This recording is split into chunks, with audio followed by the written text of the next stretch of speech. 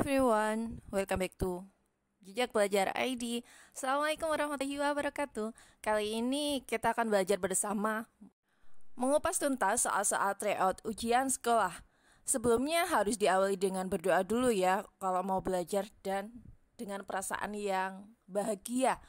Ilmunya itu agar masuk ya. Jadi kalau mau belajar nah perasaannya galau atau mungkin lagi sedih, mending rehat dulu, istirahat dulu, refreshing dulu sebentar, kemudian siap untuk belajar, begitu ya.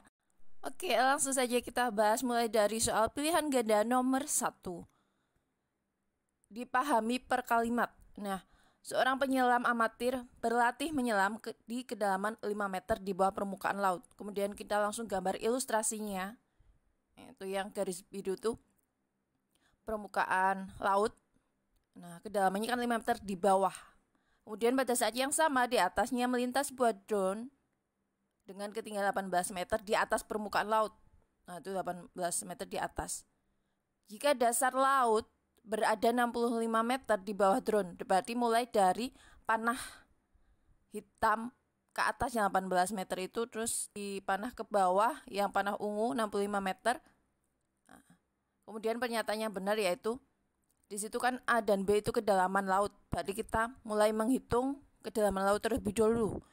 Nah, kedalaman laut berarti dari permukaan laut sampai dasar laut. Di situ kan jelas ada garis panah yang ungu itu 65 meter. Kemudian ada garis panah hitam ke atas 18 meter, itu tinggal dikurangi, ketemulah kedalaman laut yaitu 47 meter. Maka pernyataannya benar yaitu opsi B. Next, ke nomor kedua. Untuk soal cerita atau kontekstual seperti ini, kita bisa langsung membaca pertanyaannya dulu. Banyak keluarga miskin yang mendapat pembagian beras adalah, berarti nanti kita fokus ke keluarga miskin. Kemudian kita baca dari awal ya. Pak Imron setiap akhir tahun membagikan beras kepada keluarga miskin dan anak yatim. Ia menyediakan 5 kuintal beras, ya, simbolnya kan KW. Jadi, tindakan ini digunakan untuk nanti kalau mau konversi kuintal ke kilogram. Mengingat kembali ya satuan berat yang sudah diajarkan di sekolah dasar. Kemudian next, ia membagikan 20% untuk anak yatim di panti asuhan, ya. Jadi 20% dari 5 kuintal itu untuk anak yatim. Dan sisanya persentase itu kan 100%. Kalau 20% itu anak yatim, sisanya berarti 80%, yaitu untuk keluarga miskin. Nah, yang kita hitung cukup untuk keluarga miskin saja, yang anak yatim tidak perlu diapa-apakan. Kemudian 80% itu kan 80 per 100, ya dikalikan total berasnya, yaitu 5 kuintal. Di sini menggunakan penyederhanaan, ya. Itu sebenarnya kalau coretan seperti itu bolehnya pada lembar coret-coretan ya. Kalau mengerjakan di uraian itu tidak boleh ada coret-coret seperti itu harusnya. 80% dari 5 kuintal didapatkan 4 kuintal. Nah, karena dibagikan pada keluarga miskin masing-masingnya mendapat 12,5 kg, maka satuan kuintal dikonversi ke kilogram. Sesuai pada undakan tadi ya, kuintal ke kilogram turun 2 kali, maka 4 dikali 100, 4 kuintal sama dengan 400 kilo. Keluarga miskin mendapat masing-masing 12,5 kilogram. Banyak keluarga miskin yang mendapat pembagian beras adalah, maka di sini untuk menghitungnya, jadi hasil total beras yang dibagikan ke keluarga miskin yaitu 400 kg, ya, dibagi dengan tiap-tiap keluarga miskin itu dapatnya berapa. Nah, dibagi dengan 12,5 kg. Bagi yang sudah lancar dalam menghitung pembagian, mungkin menghitung seperti ini bukan problem lagi ya. Untuk bagi yang belum lancar, ini ada 2 cara. Yang pertama dulu nih, untuk pembagian. Jadi itu kan dibagi 12,5. Maka lihatlah pada opsi jawaban A sampai D. Itu dikalikan 12,5, hasilnya harus 400. Kita coba dari yang A, 16. Berarti 12,5 kali 16. Dihitung. Itu ternyata hasilnya 200. Padahal di sini diharuskan hasilnya 400. Maka jawaban A salah. Kemudian coba yang opsi B, yaitu 32. 12,5 dikali 32. Nah, kita hitung. Harus teliti ya menghitungnya ya. Ternyata hasilnya 400 sesuai yang diharuskan.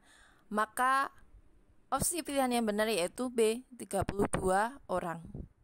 Kemudian yang ini, cara yang kedua, terserah kalian, bebas, yang menurut kalian mudah. Ya, 400 bagi 12,5.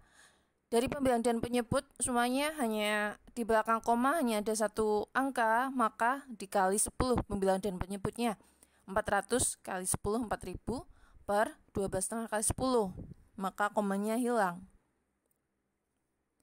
Kemudian penyederhanaan ya, tapi kalau kalian prokapitnya lancar ya langsung prokapit.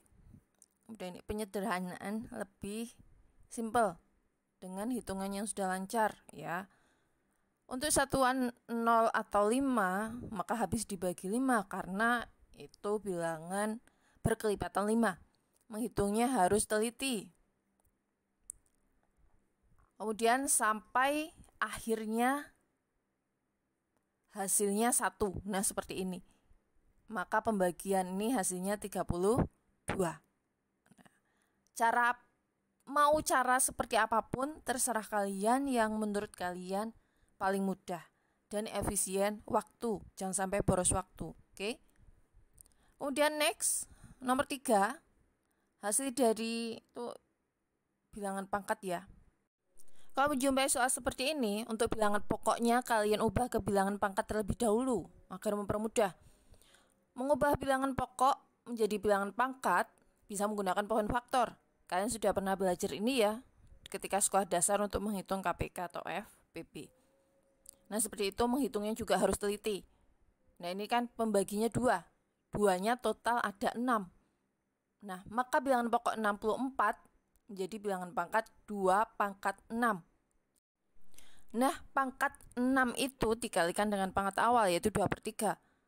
Kemudian next untuk bilangan pokok 36 sama ya, diubah ke bilangan pangkat. Bisa menggunakan pohon faktor. Kalian tahu 36 itu dari 6 pangkat 2. Pangkat awalnya setengah. Jadi pangkat 2 itu dikalikan setengah. Ini pangkatnya disederhanakan, yaitu didapatkan hasil 2 pangkat 4 kali 6 pangkat 1. Tidak perlu ditulis kalau pangkat 1 itu, jadi cukup 6. Nah, 2 pangkat 4. Ini mungkin kadang banyak yang kurang teliti. Kalau 2 pangkat 4 kadang ada yang menghitungnya 2 tambah 2 tambah 2 tambah 2.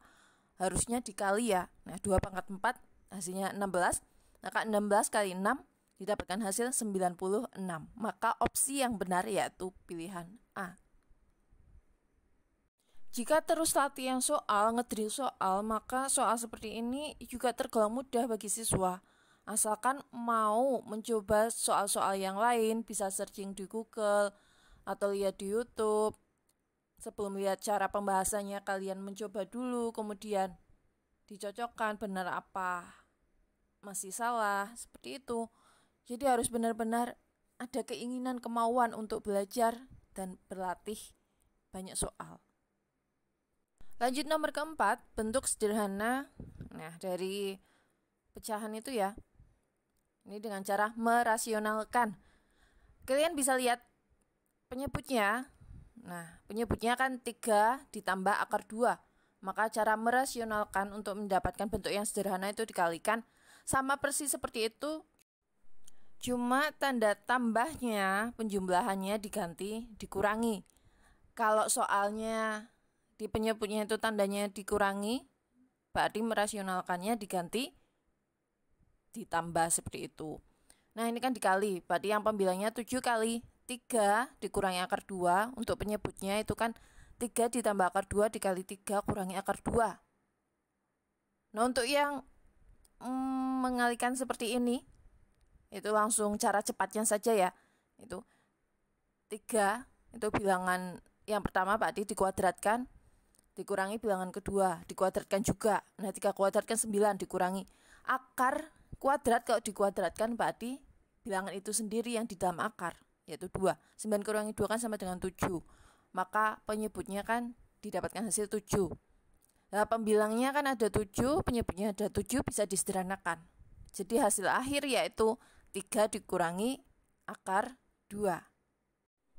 Jawaban yang benar yaitu D. Selamat mencoba untuk soal-soal yang sejenis ya. Selalu ada kemauan untuk belajar dan belajar. Nah untuk nomor 5 ini kan sejenis soal AKM. Langsung kita lihat ke pertanyaannya dulu, yaitu pernyataan yang benar itu mana. Berarti kita langsung lihat pilihannya 1-5 tersebut. Yang pertama, Fitri adalah anggota himpunan B. Kita langsung lihat ke anggota-anggota himpunan B, apakah benar Fitri anggota himpunan B? Ternyata bukan. Jadi lihat di opsi jawaban, kalau 1 itu bukan pilihan. Jadi yang ada pilihannya 1 jelas itu salah. Berarti tinggal opsi C dan D yang kemungkinan benar. Perhatikan untuk pilihan yang sama. Nah di C dan D yang sama itu 2 dan 5. Berarti kita skip, tidak usah cek ya. Kita tinggal ngecek antara 3 dan 4 yang benar itu mana. Kita cek dulu yang 3. Komplement himpunan D, berarti bukan anggota himpunan D. Kita lihat di D ya. Amira bukan.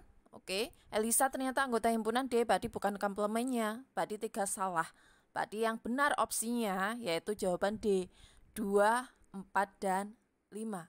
Seperti itu ya triknya jika ada soal semacam ini. Jadi tidak perlu semuanya itu dicek benar itu yang mana, tidak usah. Itu hanya boros waktu. Oke, sekian untuk part 1 kali ini. Untuk nomor 6 dan seterusnya lanjut ke part 2 ya. Oke. Selamat berjuang untuk menghadapi ujian sekolah. Terus belajar dan belajar. Dicuci latihan soal tiap harinya, tapi jangan lupa refreshing. Yang paling penting jangan sampai meninggalkan ibadahnya ya. Di setiap usaha juga harus diiringi dengan doa. Minta doa dan restu orang tua juga agar diperlancar dan dipermudah setiap jalan yang kita akan tempuh dalam hidup ini. See you next time. Wassalamualaikum warahmatullahi wabarakatuh. Jangan lupa like, subscribe, comment, and share. Semoga bermanfaat. Bye-bye.